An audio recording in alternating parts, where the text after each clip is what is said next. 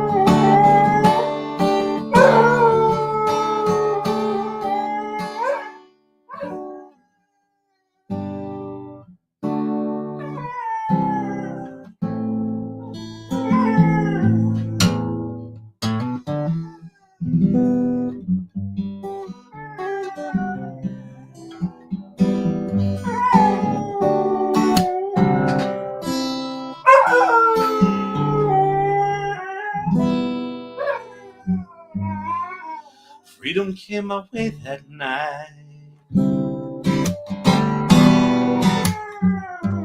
just like a jet plane, in and out of sight. I was hauling ass at 1,000,000 miles an hour, wondering how hard I'd hit. When they came into the station, they said I was bad beyond repairs, but I got no qualms with my situation. Say, here I am.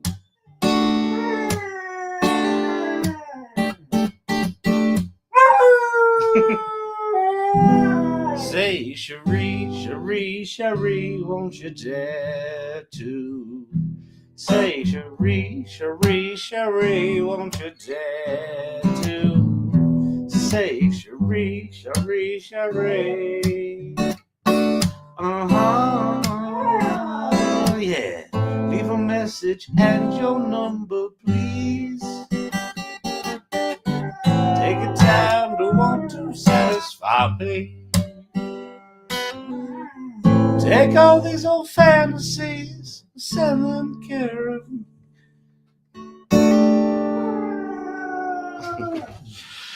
All right, happy Wednesday, everybody. I got the scratched cornea thing again tonight. If you don't know that, doesn't really matter. But I can't look at the screen very good. One eye's blurry. Feels like shit. So I'm probably going to be cranky tonight, which could make for good TikTok living. Side Hustle Mimi back in the house. Good to see you. Good to see you. Good to see you. All right. What do we got going over here? We're a mess. We're a mess for TikTok, but you know, they're used to it. Those TikTokers, they're a robust bunch. You know? They're like, is our platform going to cease to exist? Yeah, we'll just keep making content.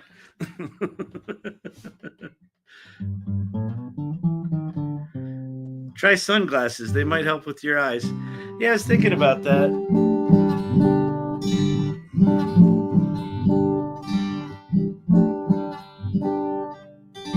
But I can also just wax poetic. We can just talk about Champion and his cheese. I know, he's singing pretty good, right?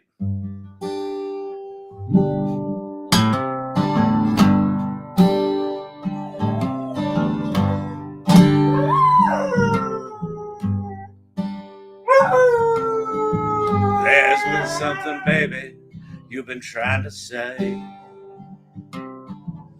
for an age, and it seems I don't know how. With the past and the future now surrounding me, surrender to whatever cheap thrill can be found. There's been a little trouble since you came to my rescue. And if you were like all of the rest, I would have quit you long ago, but I couldn't do that. Oh, tell me now, women, why I never went too well.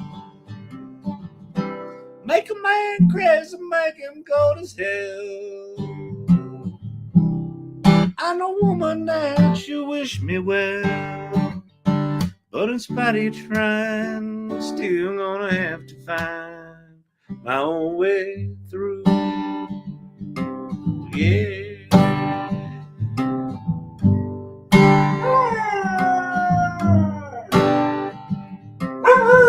Like a misty morning, my dream remains hanging in the burnt fields of my memory. Tired is a chorus of your disdain. Left behind me.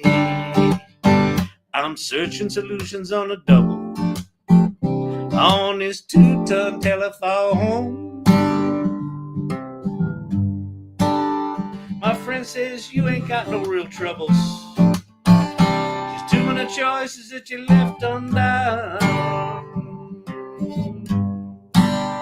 My friend says put an action to those words, put an action to those words, it'll all come. It just hit me.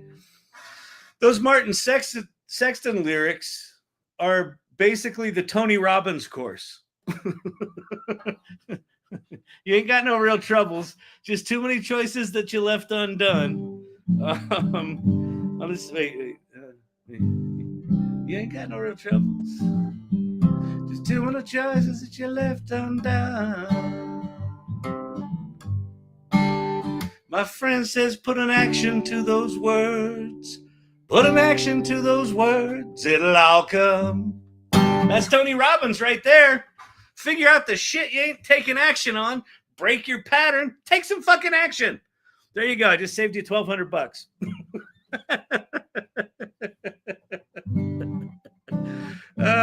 Oh, yeah. All right. If you're new here, I feel like you and Jack Black would get along really good. I like him. I think he's good. I mean, there's something nice about the combination of down to earth and ridiculous that, yeah, I've always kind of leaned into that. You know, it depends who your comedy heroes were. You know, mine was, you know, Robin Williams, Steve Martin, you know, smart, talented people that are willing to just do stupid shit. So hence I'm 59, still doing stupid shit. You're a beautiful person. Oh, thank you very much. That's very sweet. I appreciate that a lot. Yeah, it was funny today. I was this is not related to the beautiful person thing, but it just reminded me I was putting some time in just looking at the Lord Digital Gods from the channel here. One of the mods and just an all-around great guy who's been using AI to take the YouTube videos of these live streams, and he makes titles and descriptions for them. And he sent me this 12-page document of like all the titles and the published dates of every video that I've done on these lives. And there's like 545 of them, 1,100 hours of content. And so I'm using ChatGPT to help me like sort through it and like write a piece about, you know, I've been doing this for 2 years now, and these videos have become like this kind of historical journey, and sort of going back and looking at them is actually not a bad exercise. So that's kind of fun. Only 1,100 for saving me $1,200. There you go.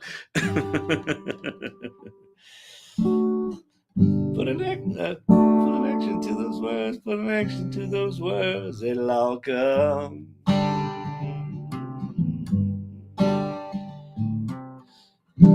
Women and why I never went too well. Make a man crazy, make him cold as hell. I know, woman, that you wish me well, but in spite of your trying, still gonna have to find my own way through. So do me a favor, since I can't really demo shit, I'll maybe do it. My eyes are sort of cooling out. Check out youwear.so. All right, I might do that. I can't. I'm not a fan of checking out stuff I've never heard of live on the show, just because I don't know what the fuck I'm looking at. But I will check stuff out like that. I actually asked O3 what I was consistently not doing that I should, and what I should drop. Interesting. Gave me a lot of insight. It's actually kind of a cool. What is something I'm consistently not doing but should? Let's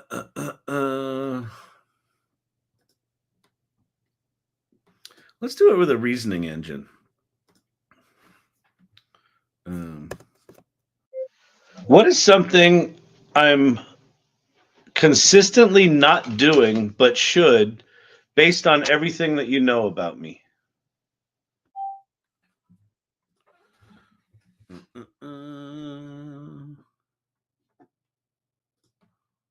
Okay, cool, Brandon. Got it. We're thinking. Would you mind exploring how to create GPT Personas? You mentioned that the other day. Yeah, I'm happy to do that. I'll talk about it a bit first, too. It strikes me that you're deeply immersed in creating, whether it's your musical, the AI Salon, your podcast, or the endless stream of TikTok lives. I hate being called out by ChatGPT, you fucker. But you personally let your recharge time slip away. Your love of fly fishing, you've expressed a fascination with analog, raw, gritty processes, and you've shown interest in self-help practices. Yet you haven't made room on your calendar for any of it. I'm too busy. Why this matters? Yeah, I know why it matters. Okay, how to start. Block, unplug, and recharge time. 2 or 3 hours a month. That's not a bad idea. Embed a weekly analog ritual. That I have more of a problem of, but maybe like taking a walk with the dog. I was doing those walk and talks for a while. Those were pretty good, but it just got to be, I was just, it was like adding stress to what should have been relaxing. Treat it as non-negotiable. Yeah, about that.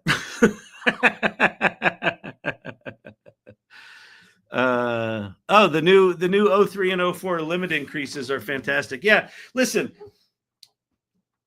all of the, whenever new shit comes out, I always see a lot of like, hand wringing about, well, free users can't use it and plus users should get more.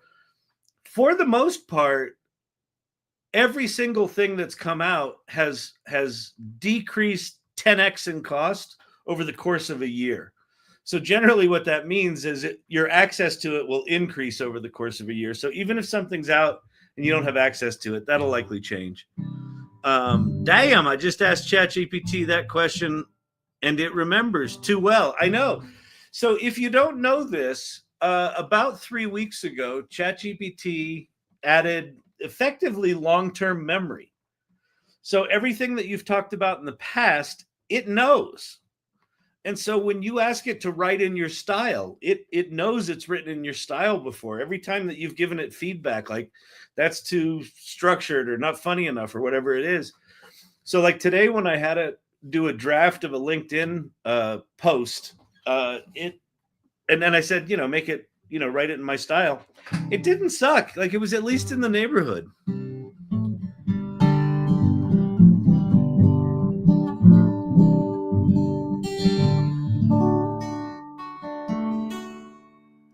All right. Would you mind exploring? Yeah, GPT Personas. Okay, so let me talk about them first. All right.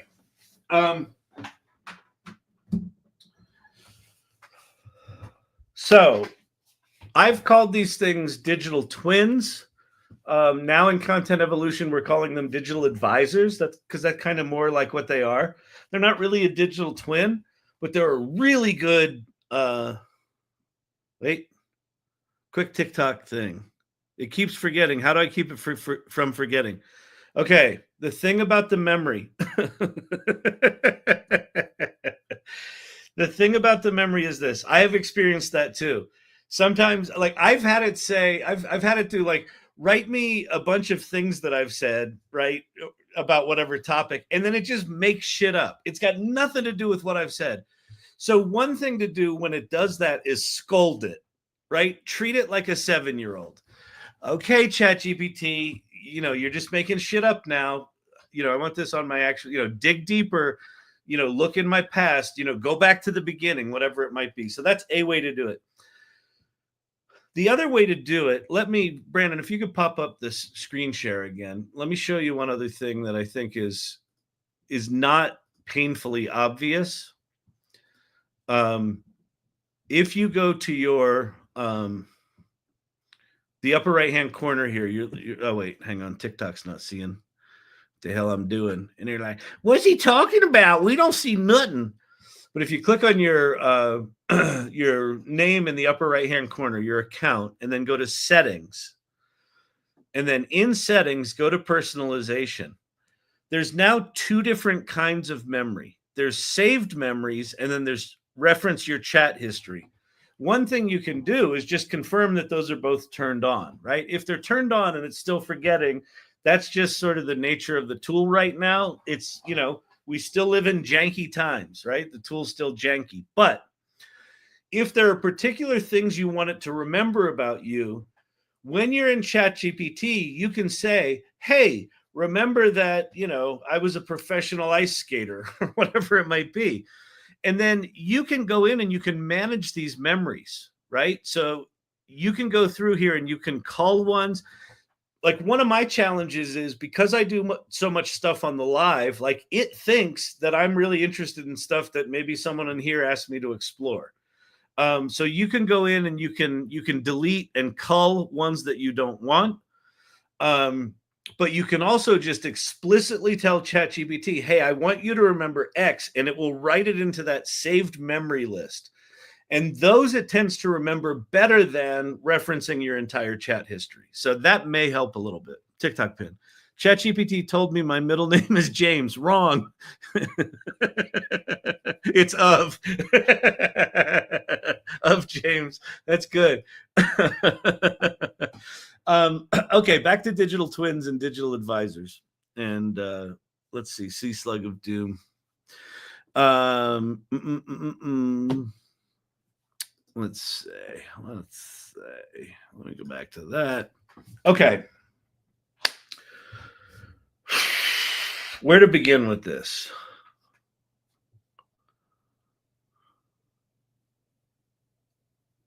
The first time I heard about this idea was Brad Perkins, who used to be one of the organizers at the AI Salon. He's since gone down to Argentina and he's entrepreneuring in South America.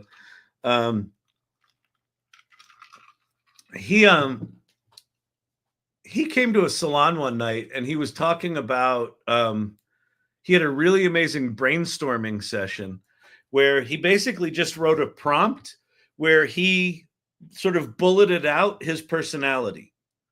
So like a way that you can do this is you can just explicitly sit down at, in a chat session and say, here's who I am, blah, blah, blah, blah, blah, right? And he said it was amazing because it was like he was brainstorming with himself. It had a similar point of view. You could also do this where you flip it the other way, where you could say to ChatGPT, here's who I am. I want you to take the counter point of view to that. So I'm going to tell you ideas and then I want you to counter it. It can be really valuable. You can also get responses from digital advisors that are famous people. What would Steve Jobs think about this? What would Aristotle think about this, right? What would, I don't know, Kevin Hart think about this? What would Tom Segura think about this? And if it's famous people like that, it knows enough about them that it can give you a point of view. So that's super valuable. So now you start to get into you want to create a digital twin. You want to create a digital representation of yourself. It's funny. Brandon just sent me an article from Google talking about, digital ghosts, right? And are we going to be using AI to, interact with loved ones past or things like that? And I think the answer is yes. In fact, I'm meeting with someone Saturday that's working on a project that's explicitly that. And I think there's something potentially really valuable there. Okay. So here's what we learned. We've been making these digital advisors at Content Evolution for the past year or so. And I'll give you a little bit about the history of how it started, because there's lots of ways that you can do it. But in general, what you're doing for right now, there may be other technologies that kind of expand this out in the future. But right now, the simplest way to do it is to make a custom GPT, right? And a custom GPT is essentially not much more than a custom prompt that you kind of lock down, right? So go ahead and share my screen for a second. I'm not going to show you how to make an entire one, but I'll show you where to start. So in your sidebar, if you've never made a custom GPT before, you've got any GPTs that you've bookmarked are in this list. But down at the bottom here, it says Explore GPTs, right here. And if you click on that, in the upper right-hand corner, you can say Create. And that'll pop you into this little pane where on the left, you are describing, what your GPT is going to be about. And then on the right, you get to test it. And there's a couple of ways to do this. You can, on this panel, on the configure panel, you can name it, give it a description, explicitly write out your prompt. You can, give it access to tools like code interpreter, image generation, all that sort of stuff. Or you can just go to this create tab right here, and that you just tell it what you want it to do. But for the purposes of what I'm going to talk about, it would probably make more sense to do it in the configure tab. Okay. Then there's a philosophical choice that you get to make when you do these things. And it's kind of cool. And the choice is what do you want the personality of your digital twin to be? Because if I took the Kyle that shows up at these lives that's irreverent and cusses a lot and makes fun of people and does all that shit, that would be a very different digital twin than if I'm answering, an interview set of questions about how professional I am. Or if I just scrape my LinkedIn profile for work history, I could make a digital twin out of that. And ChatGPT is good enough to kind of infer something out of it. But all of those have very different personalities. So the history of where we started these things with Content Evolution was the initial idea was we wanted to create a GPT that made it easy. So Content Evolution is like a federation of a number of different marketing organizations. And one of the challenges of the group is if someone comes in and says, hey, I have this problem to solve, who within Content Evolution would be the best person to work with? That's not always easy to determine. So we thought, could we make a discovery tool using ChatGPT where we would scrape LinkedIn for the different Content Evolution members and put that data into a GPT, and then it would help us discover who those people are. Two things happened. One was LinkedIn doesn't make it easy to get that data. So you actually have to go scrape it, which is against their terms of service. So we're trying to build this, thing that is, at least commercially usable. And it's not really easy to do, and it's kind of problematic. So we started talking about it. And the more we talked about it, what we realized was that LinkedIn as a data source is very, very thin, right? It's only historical looking, like here's the shit Kyle did in his past. I mean, if I'm consistently writing articles, it might have my current sort of point of view and tone of voice, but a lot of people don't use LinkedIn as a publishing platform. So it's just not great. And it also doesn't capture things like, well, what are your cultural influences? How do you solve problems? Like all the kinds of stuff that make a person who they are weren't in there. So what we ended up doing, and this is what I would recommend, if you want to do a digital twin, there's some pre-work. And so the pre-work looks like this. Go to ChatGPT and have ChatGPT help you design a structured interview, like categorized prompting questions that you will answer. And it's really good at that. I mean, remember, ChatGPT has been trained on everything. So every structured interview that's ever been put on the internet is in the training data. So if you say, I want to create a structured interview of, I don't know, 20 to 25 questions, right? The 20 questions thing, right? Ask me 20 questions. And I want to make sure that they capture who I am today, how I got here, what my hopes and dreams are for the future, right? I want to design a set of questions that's going to capture my worldview. And then you can also give it flavor. And I want it to capture my sense of humor, or I want it to capture, I want it to really focus on my problem solving ability. So you can kind of steer. It's funny when I talk about doing these structured interviews, a lot of times people are like, can I have the questions? I could give them to you, but it actually doesn't serve you, right? You get to design what you want those questions to elicit. ChatGPT is really good at doing it. So you make that set of questions and then you edit them. You go in and you say, oh no, you have too many questions in here about my childhood and not enough about what I'm doing now, whatever it might be. So just modify, and then get yourself a set of questions. Paint Modder. Just export your own LinkedIn data. You don't need to scrape everyone else's for your own uses. Correct. But what we were trying to do was do it for a bunch of people.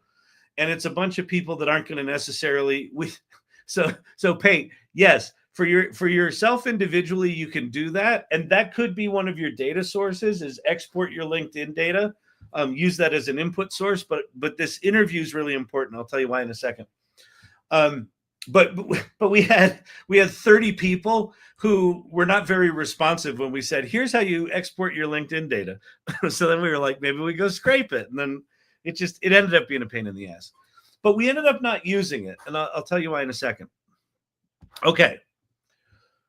So we came up with this structured interview, and we made the conscious choice, which I'm really glad we did, that for all of the content evolution digital advisors, we wanted the identical data source for each one of them, because we wanted to be able to write a single prompt that we could migrate across different people and have it work for them. And we wanted to see how different they were, right? We wanted to see if this worked.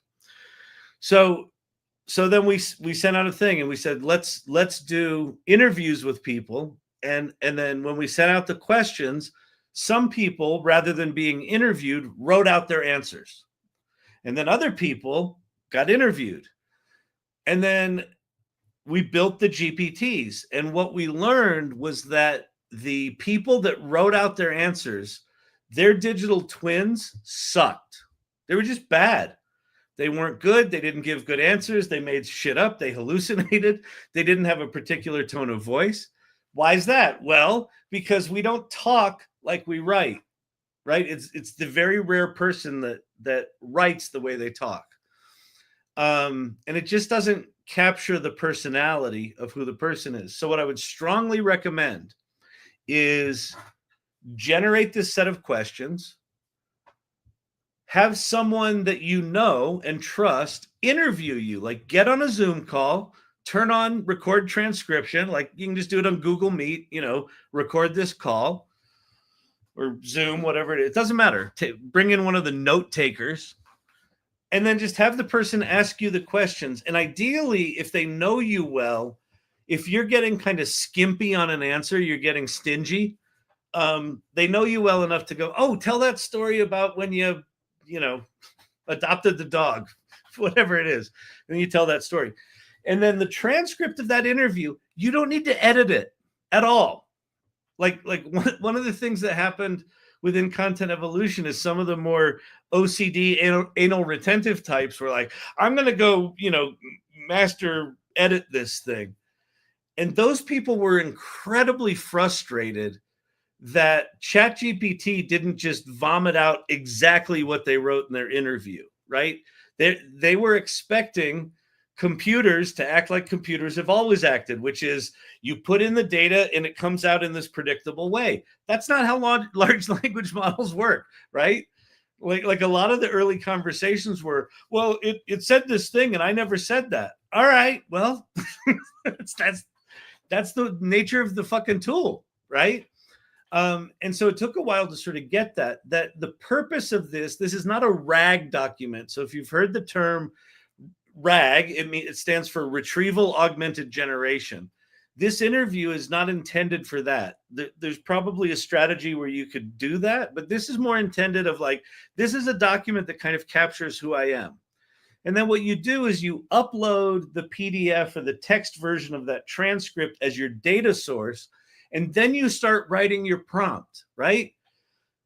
I want you to act as a digital twin, based on the interview supplied here. And, I want you to respond in the following ways. And I want you to be helpful. And I want you to answer questions. And I want you to, one of the things we put in our digital twins is at a good stopping point in the conversation, essentially put an ad in there. Let people know how they can get in touch with us if they want to hire someone, right? And we put into the interview structured data, like here's your website, here's your email address, what's your preferred way to reach out to the person. So you just kind of play around with that prompt until it gives you what you want, and that's it. But definitely record the interview. And then what you'll end up with is something that is very, very likely to be a good brainstorming partner, something that you can do drafts of LinkedIn articles and it will sound more like you right out of the gate. It'll have your worldview embedded in it. So you could say, hey, here's this, political thing going on in the world, digital twin. What do you think about that? Or what's the opposite of what I think about that? Right. And it'll be pretty good at that. All right.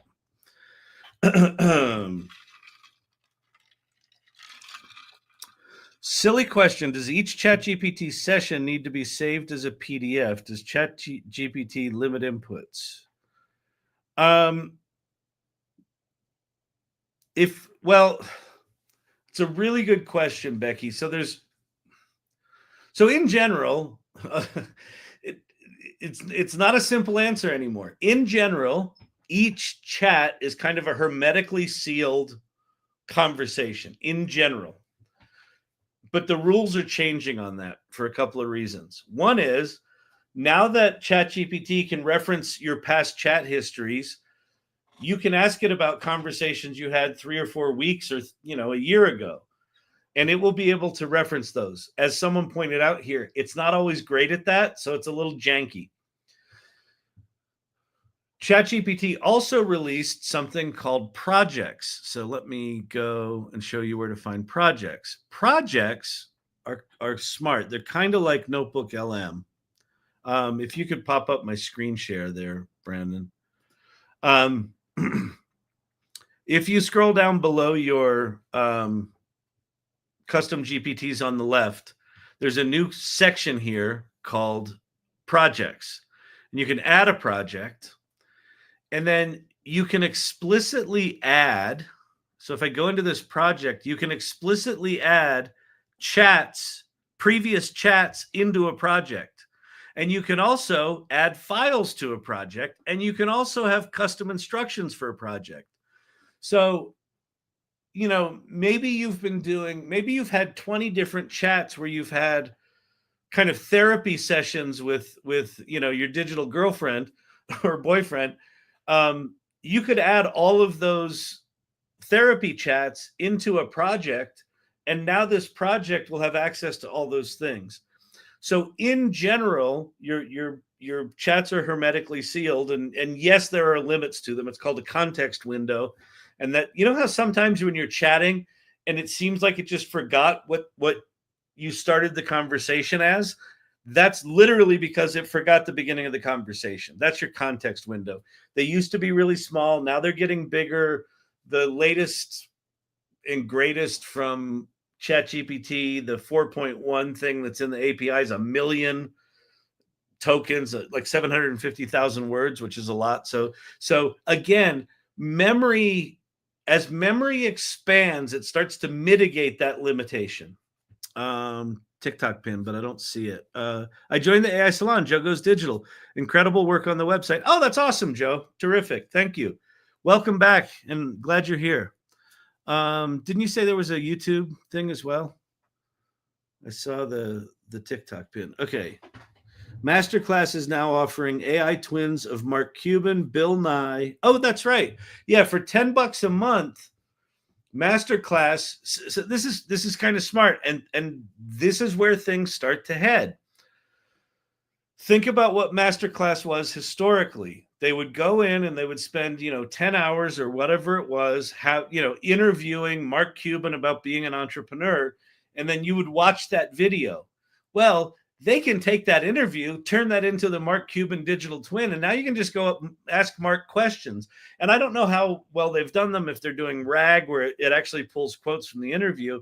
But this is going to be a very mainstream thing. And what I'll tell you is this: if you put in the time to make a digital advisor, make a digital twin, it's going to serve you professionally, right? Because like all of what I just talked about, I just gave you like 1.5 years of us just like slamming our head against the wall about what do these things actually mean? What's of value? How would you use them? Independent of creating a digital advisor, a digital twin, is when and how do you use it? And I still don't know the answer to that. Like sometimes I forget that I've got a digital twin, and I'm there going, talk more like me, talk more like me. And I'm like, fuck. I got a digital twin. I'll log into my digital twin one and do the same exercise, and it's a lot better. And then, there's a difference between, are you brainstorming? Are you refining something? Do you want to counterpoint? All that sort of stuff. And if you do this with friends, if you do this with a group of friends, you can create an advisory board of other digital twins. You can actually call custom GPTs into a chat, right? And, have multiple points of view from all your trusted associates. Okay.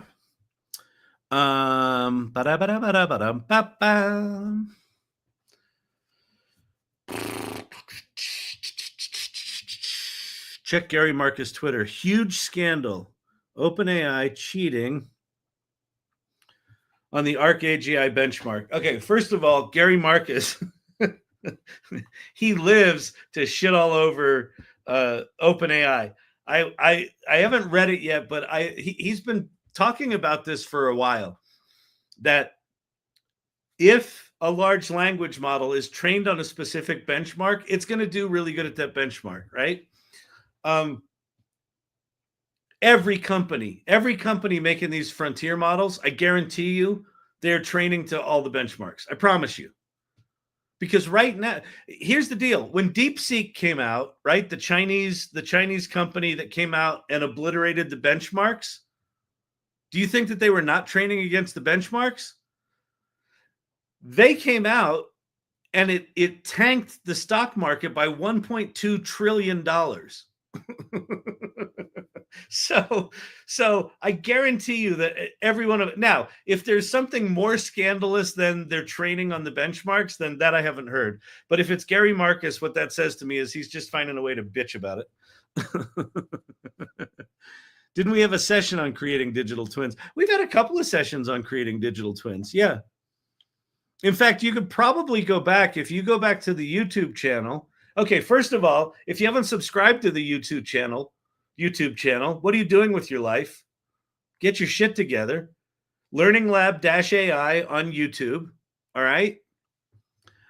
Gary on X today. OpenAI's wildly hyped December 3 ARC demo can't readily be replicated with the released model. All right. That doesn't mean they cheated. Like, how he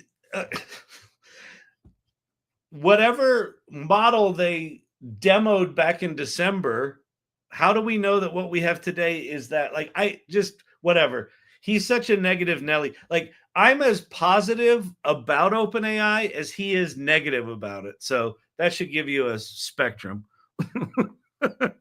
We had to learn out loud on creating digital twins with Cindy Kuhn. So, oh, that's right. Okay, pop up the AI Salon graphic there. So for those of you that are new here, go to the salon.ai. That's the AI Salon. Joe Goes Digital just said he joined, and he said he's really, really happy with the community. It's an amazing community. In the past 2 months or so, Vicky has been spearheading these things called LOLs, learn out louds. And one of the imperatives of the AI Salon is what we call generous leadership. And that is, as people learn shit, they teach what they're learning. So Cindy Kuhn, who's in Content Evolution with me, she's one of the ones that helped design how we build these digital advisors. She did a learn out loud on how to build digital advisors. So all the shit I just talked about is recorded in a hands-on how-to session by Cindy Kuhn. So go join the AI Salon. So go to the salon.ai, click join our community, and that's going to take you to the community site where you actually interact with people.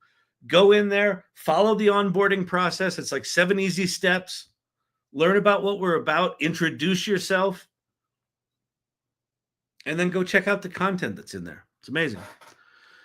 Kyle, I saved $700 in lawyer's fees using GPT in my USPTO patent application. Yeah, awesome. Just make sure when you're doing anything legal, you're double, triple checking that you don't have, cited artwork in there that it made up, because it will do that. But yeah, I was on a Twitter Spaces a few weeks back, and there was a guy in there that was a Ivy League, like a Yale neurosurgeon. And he said, because of ChatGPT, he said O3 in particular, and this was even before the new one came out. This was the mini models. He said he's doing a patent application a month because of ChatGPT. So yeah, it's good for that stuff. Beautiful. Fantastic people. Yeah. I'm taking an online course trying to figure out my niche as well as my top digital skills. So, Vicky, I don't take the course. Don't put pressure on yourself that you have to lock anything in or figure out what your digital skills are. Because things are changing so fast, and the tools are getting so capable that you're going to be able to essentially do anything you want to do. The most important skills with where we are with AI moving forward are going to be critical thinking, curation, taste, judgment, strategic thinking. So think less about how you execute stuff and more about what impact you want to have on the world. And listen, I know that you're a very mission-driven person, Becky. So you already know the impact you want to have on the world. I would say stay up in that zone and just learn enough of the stuff down here to cover the jankiness of the current tools, but assume that this is going to get better and better down on the execution level. Your only job should be, what do I want to be producing in the world, and what impact do I want to be having? And then, learn some skills along the way, because the tools still kind of suck. All right. But you've got, what a lot of people don't have is, if you ask them a question like, what change do you want to, see in the world? Who do you want to, what's the stand you want to take for how you want to impact the world? A lot of people don't have an answer for that. And that's quite frankly the most important thing. And it's the hardest thing. So if you've got clarity on that, I think you're 90% of the way there. Just you need to be a little bit patient for the tools to catch up.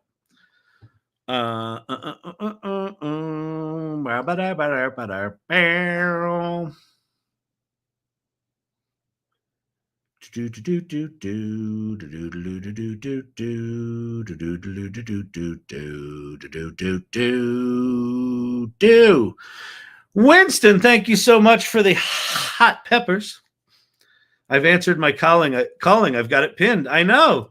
That's what I'm saying. You're like way ahead of the world, right? Like, what are the blessings in the trials and tribulations we go through in life, Becky?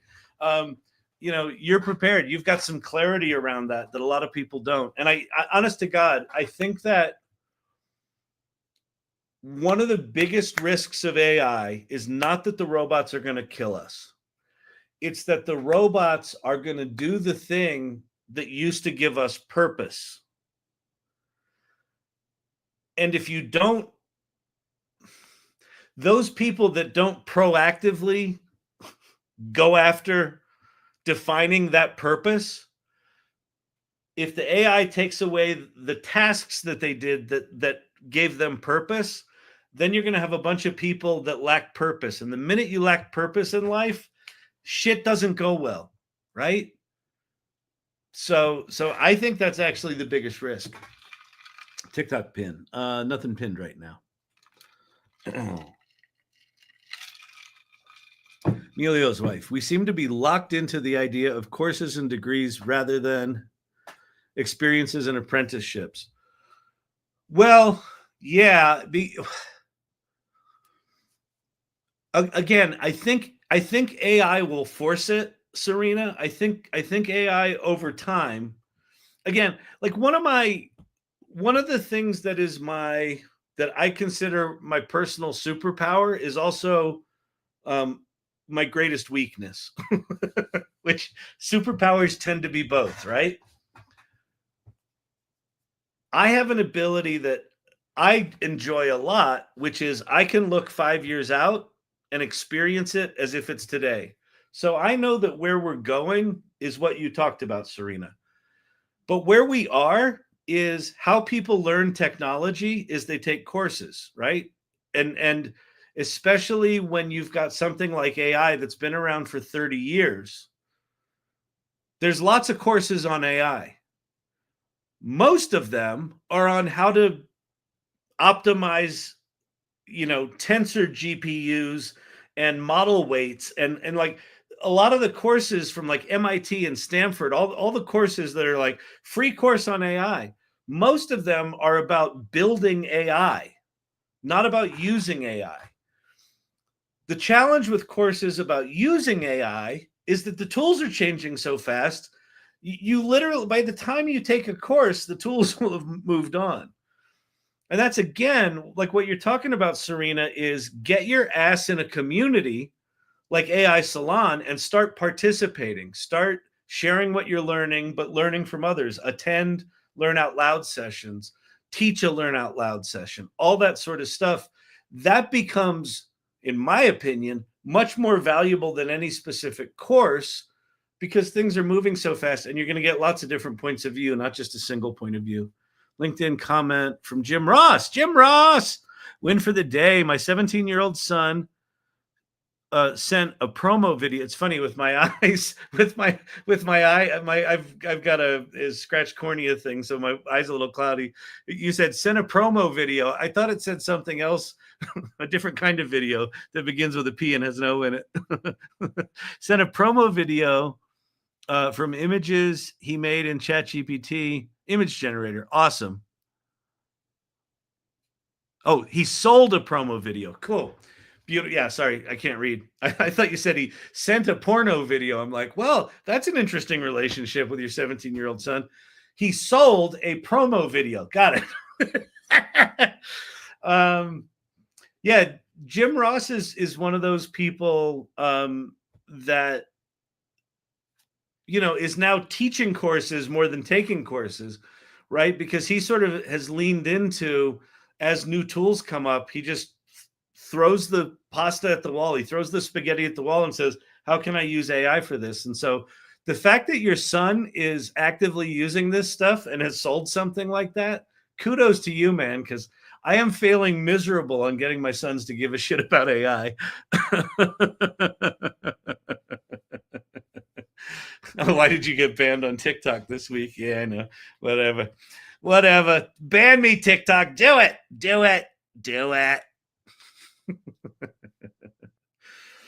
By the way, next Tuesday is the AI Salon Presents. No, it's not. No, it's not. 2 weeks. Oh, 2 weeks. Sorry. 2 weeks. 2 weeks. Yeah, that's right. Next Tuesday, I'm going to be in Washington, D.C. 2 weeks from now, the first Tuesday of May, we have an AI Salon Presents. And the speaker is a speaker from Lovables, the vibe coding platform. And I just saw a tweet today that Lovables is coming out with a version 2 of their platform. So Lovable was already pretty good. So I'm really excited to hear what version 2 is. And hopefully we get a little inside baseball. All right. ChatGPT is stubborn as I trace my family tree. Yeah, it is. It's resisting the fact that my lineage to Harriet Quimby. Yeah, here's the problem.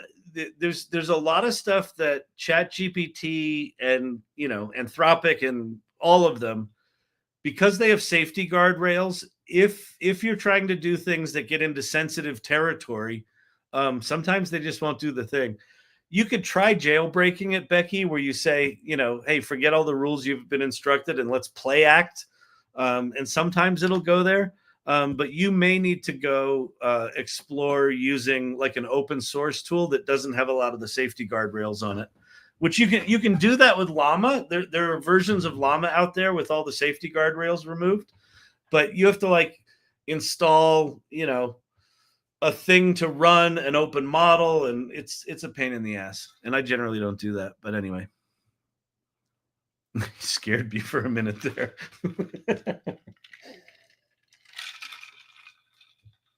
What is that, Kyle? What time? What is what? Oh, when is that? Oh. So Tuesday, hang on a second. Tuesday, May 6th is the date. And then it's from 5 p.m. to 7 p.m. And Brandon, if you can share my screen again. If you go to the AI Salon, and so you'll go to the AI Salon. If you first go to the AI Salon, you're going to land on a welcome page that's got a video with Leah and I on it. It's got the AI readiness cycle, and it's got the 5 stages of AI adoption. Just above that is an events tab. And then let's see, May 6th, AI Salon Presents. And just go RSVP to that. And that's got the link in it and the time and all that sort of stuff. All right. Beautiful. Awesome. Ah, yes. Good day. Good day to you, sir. Good day. Indeed. Rather. Cheerio. Pip, pip. I rest. Yeah. Yeah, I think rather than demo something, I'm just going to rest. Anyone have any other thoughts, questions? I'm happy to ramble for a bit more, but I think I'm going to go take a break, rest my eyeballs. And I'm seeing a doctor tomorrow, so don't you worry, you pretty little heads. I need 4 PCs like you. I know. It's really bad. Although I got to say, as much as I do and jump around to all this stuff, like most of what I do and demo, I don't do on a day-to-day basis. Like on a day-to-day basis, I'm mostly just using ChatGPT, some image generation tool. I'll occasionally make a video, and then I'm using multiple tools to put that together. But most of what I'm doing and exploring is just sort of running down little rabbit holes, learning something and coming back to the center. So I pay attention to Twitter. I use ChatGPT pretty regularly, and then I will use specialized tools as needed. And it's a lot less than you think. We could talk about DXGPT. I don't know what that is.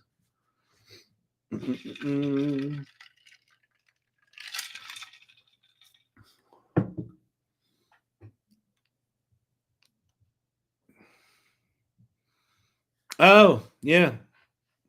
I don't know. I mean, so I guess it's called, oh, it's down right now. All right. Microsoft has got a thing called DXGPT, which is a medical GPT.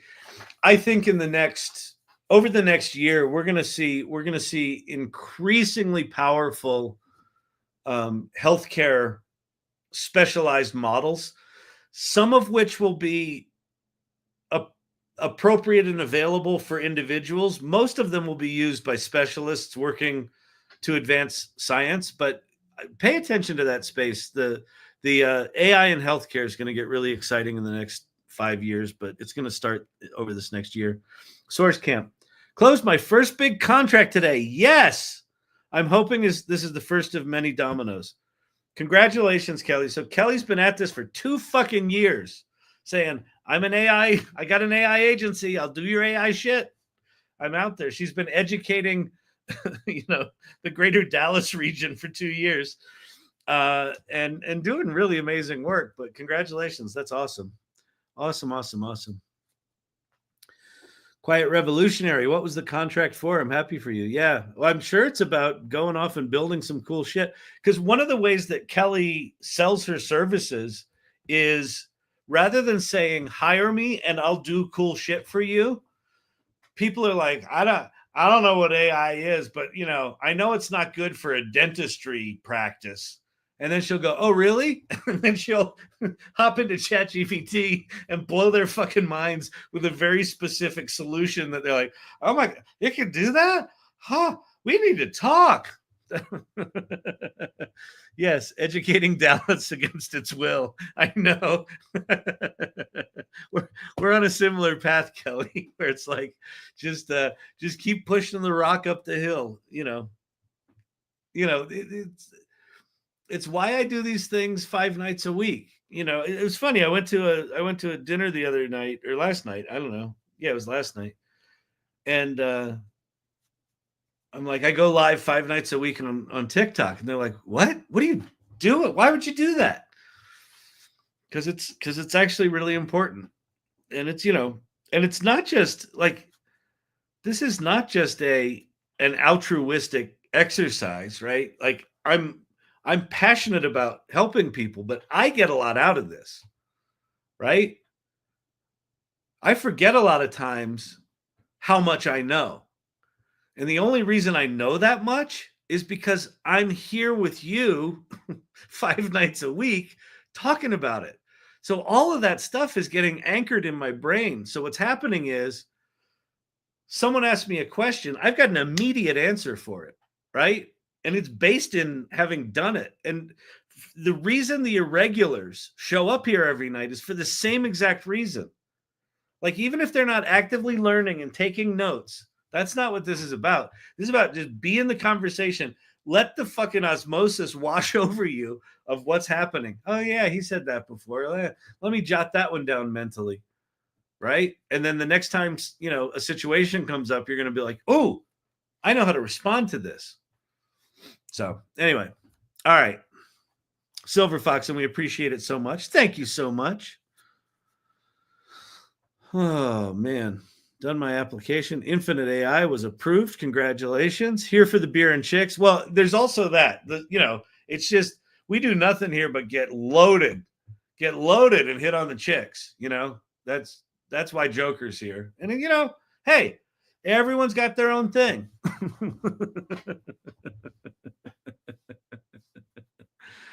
Oh, man. Brandon, you want to show that? You want to hop up and show that? I'm fine with that. Yeah, so my daughter, I'll hop on camera for a second. So my daughter made this cool picture of me as tired dad because I'm always drinking coffee and working. I mean, the resemblance is striking, I think. It's pretty stunning. It's pretty good. So what I did before she colorized it, I took a picture of it and I uploaded it to Pika Art. And had Pika.art, Pika. art. Yep, and I had it do a Pika effect where I uploaded the image and I said, show this guy dancing because he looks like he was about ready to dance. And then he goes to sleep because he's really tired because he's a tired dad. And this is what it came up with. And That's I think awesome. it's amazing. All right, great. Oh, here, did you need me to stop? Oh, yeah. Hang on.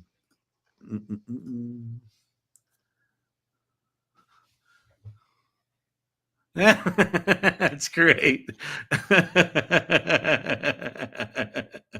Did she love it? Oh, she loved it. She thought it was hilarious. And I like that it even put me in a room and like Yeah. colorized my pants. Like this is something like early Disney, Yeah. it's got that like The Steamboat animated Willie, effect. Yeah, Steamboat Steamboat Willie Willie kind of effect. thing. Yeah, exactly. Oh, that's so cool. Yeah. Yeah. This is one of the things that Jim Ross discovers this a lot. I think Kelly Camp experiences this a lot. You've been doing it with your kids. One of the tropes that I hear about AI is, oh, if it made a song in 30 seconds, that song's not valuable. Or if it made an animation that easily, it's not valuable. And that's sort of based on this thing that we've got where we've tied time to value, right? So if I'm a person that crafts things and that takes me 3 days, then that's going to be more valuable than the thing you created in 30 seconds. But there's a flip side to it, right? And the flip side is Brandon, without having to go through, 30 years of animation school or, take a course or whatever it is, could just take his daughter's drawing and turn it into that little piece of joy and share it with her. Jim Ross can say, hey, I just met with these guys that, are thinking about hiring me. Let me whip up a song in Suno and send it to them, a personalized thing that gives them a little bit of joy. Kelly Camp is meeting with some guy that owns a bar and he's like, ChatGPT can't help me. And she takes a picture of the bottles behind the bar and says, give me an inventory, and any bottle that's a third or less, put it in put a check mark beside it to reorder it. And the guy's jaw hit the fucking floor. Like the ability to very, very quickly take what would have been a gesture of like, oh, honey, that I like your drawing. Let's put it on the fridge.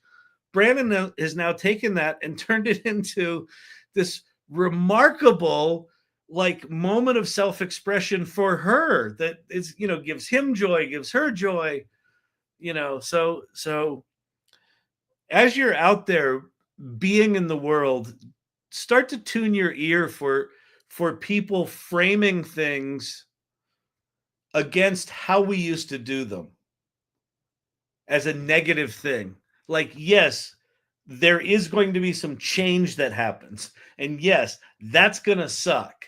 And these new capabilities make a kind of expression possible that was never possible before. Brandon would have never made that animation before unless it was something he was personally deeply passionate about and spent a couple of months figuring out how to do that. We don't have to, none of us have to do that anymore.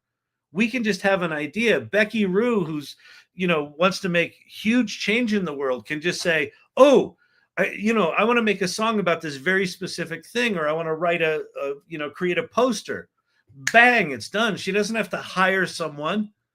She can just have the idea and express it. This is a lot of what I'm going to talk about when I'm in Washington, D.C. next week is my message to legislators is, I get that there are risks, right? And I get that your job as a politician is to in some way mitigate or protect us from the risks of the dangers of AI. But on the other side of the risk coin is the opportunity coin. Like, learn what these things make possible, learn the difference they can make in people's lives, and legislate from a point of optimism as well as a point of risk, right? So legislate to protect our access to these tools that can transform our lives and transform our businesses. So that's kind of a message there. And that's a lot of what we're talking about here. All right. Fantastic. Fantastic. Yeah. Yeah. Yeah. Mm-hmm. Yeah. Yeah. Mm-hmm. What did I do? Did I screw something up? Mm-mm-mm. Kitchen fridge art to animation is one of the best AI family moments. Isn't that cool, Surplus? Like it's like celebrating and Adnan, the guy that wrote with Brian Moynihan wrote AI Culture Shift. This is an amazing version of the kind of thing Brandon just showed us. So Adnan and Brian spent 6 weeks writing this book together, right? And Adnan's daughter, I think, is 7. So right around the same age. Is that about the age of your daughter, Brandon? I think so. She's 7. Yeah, 7. Okay, good. Yeah, so Adnan's daughter is 7. And she said, "Daddy, I want to read your book." And he's like, "Well, it's kind of written for a different audience, like not good for children." And he said, "But you know what? Why don't you and I take the book that I wrote with Brian and we'll make a version of it for kids?" And so over the next 2 weeks, he and his daughter rewrote the book that he wrote for adults and for academics and, smarty pants people, and rewrote it with his daughter and then published it. And so now he and his daughter are co-authors of this book about the AI culture shift that's written for kids. She's a published author at 7. Right? Why? Because she was interested in, "Hey, Daddy, what are you doing?" And rather than him just going, it's above your head, honey. Wait till you get in college. You'll understand it then. He was like, no, we've got these tools that can transform an idea instantly into something else. I can't even fucking imagine like how that fucking bolsters her self-esteem. Like that gets me weepy.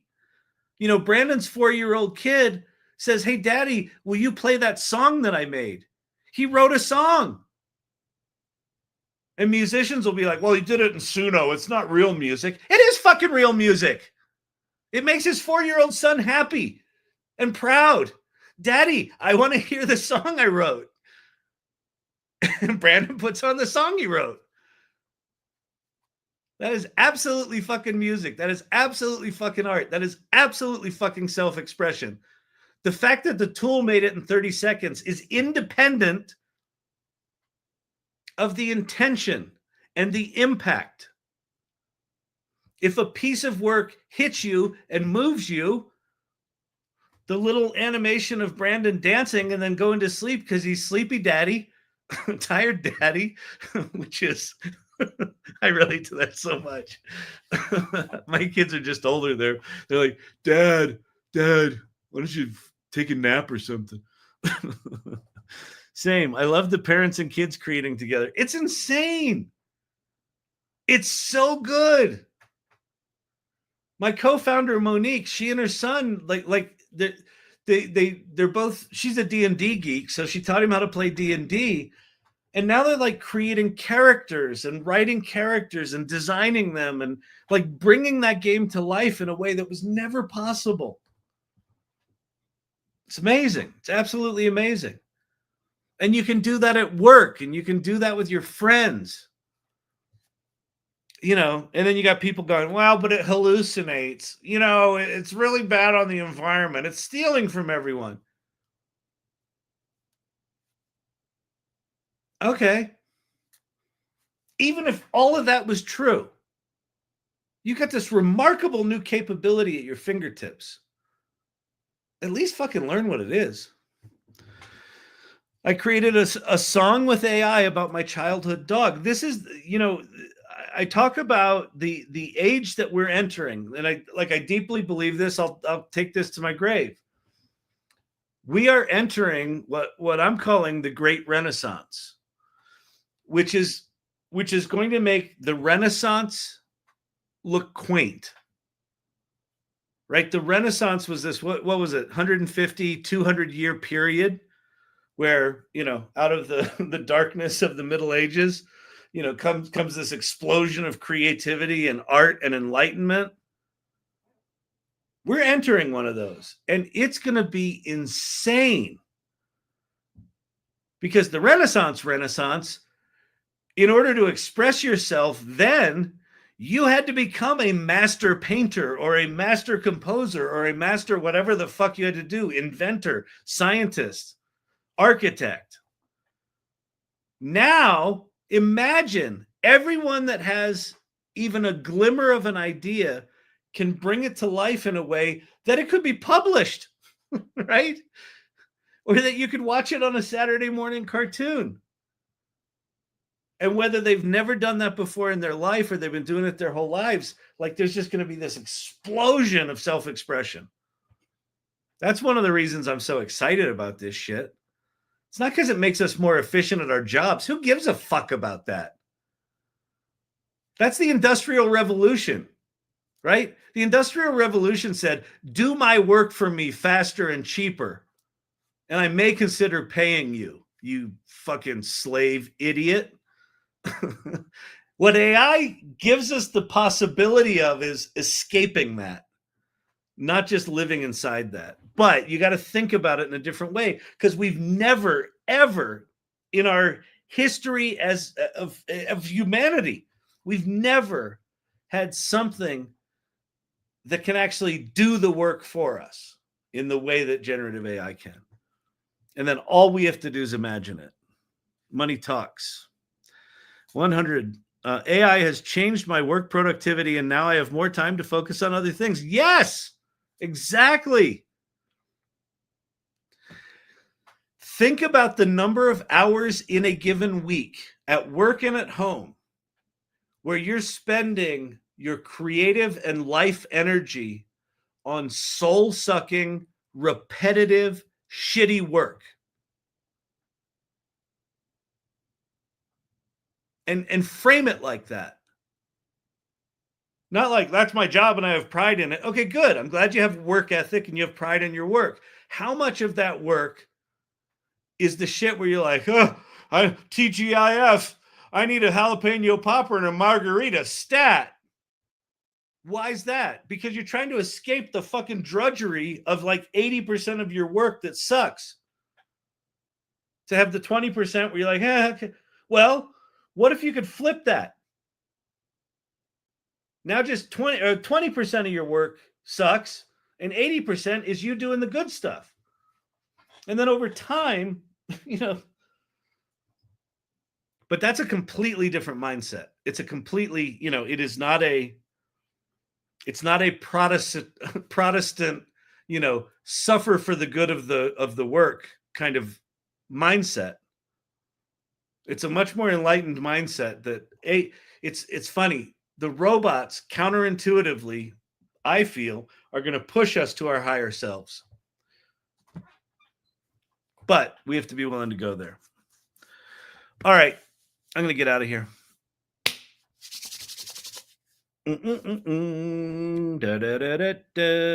AI has helped my fiance create spreadsheets for 13 dealerships in minutes compared to hours. Yeah. The thing where he would have been toiling over these spreadsheets for hours. Now it's done. You guys can hang out, have another drink together, sit out on the back porch. And he's like, wow, shit. I just still been working on that shit,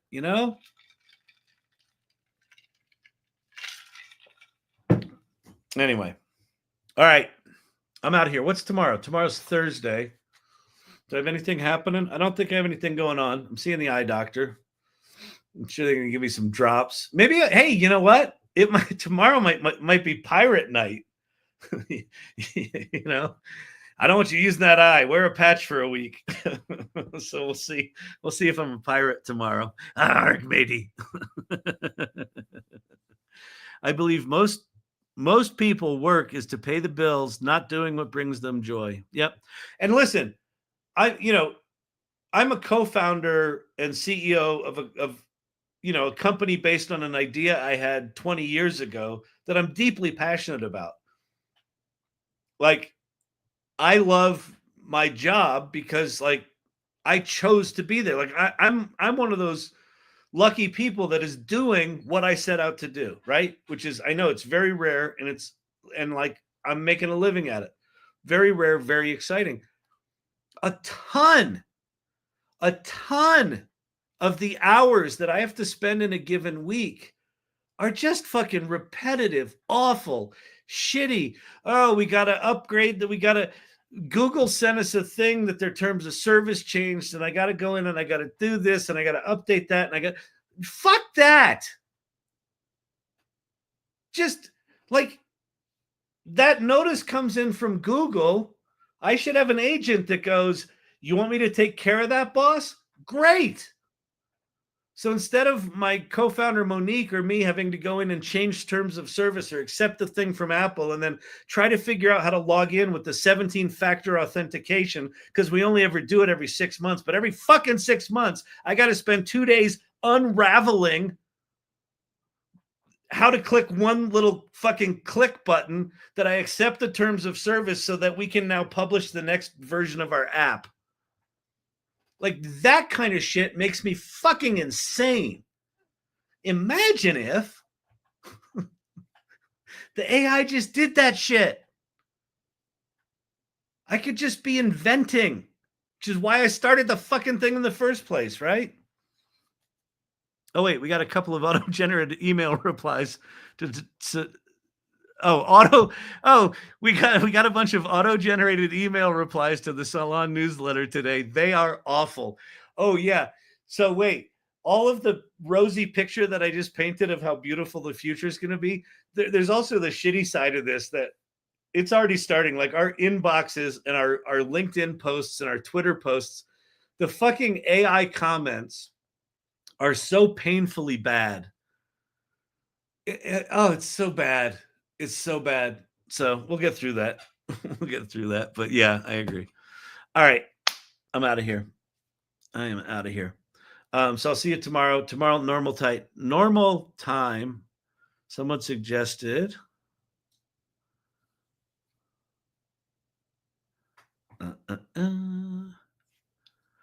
Someone suggested that the AI social network would be tied to World ID. I suggested that, Brandon. Did someone outside of me suggest that? I think that, so this is the thing I said. So, someone outside said it. Okay, well, I said it first. I've got it. I've got it on tape. And we don't even call it tape anymore. The young people are like, what's on tape mean? Does he mean masking tape? He wrote it on masking tape? No. They used to record things on magnetic tape, you wiener. Anyway, yeah, so OpenAI is creating a competitive social network to Twitter, X, which, given him and Elon's little action there, the thing I've said from the beginning is if they make it so that the OpenAI social network is a bot-free zone where the only people that can post are verified humans who have like a world ID. Remember like a year and a half ago when I went to New York City and I got my eyeball scanned? Ooh, maybe that's why I'm having shitty fucked up things, because science fiction got my eyeball. Yeah, that thing I have that says I'm a verified human. Imagine having a social network where you know that everyone interacting in it is actually who they are. Now, that doesn't mean they can't go to ChatGPT and, generate responses and be shitty, but that would be a refreshing place to be. All right. I hope all goes well with your appointment. Thank you, Becky. I appreciate that. All right. I'm out of here. Humans in the loop are essential. Absolutely. Yeah. Like we're going to listen. We're still important. We always will be. If we do this AI thing right, we get to be more connected as humans and let the machines do the shitty stuff, right? That's the future I'm living into, because that's a world I would want to live in. And I think we have a good shot at living in that world. All right. So peace out, YouTube. Hope this was fun tonight. Sorry I couldn't demo too much, but life happens. All right. I'll see you guys later. Bye. Do do do do do.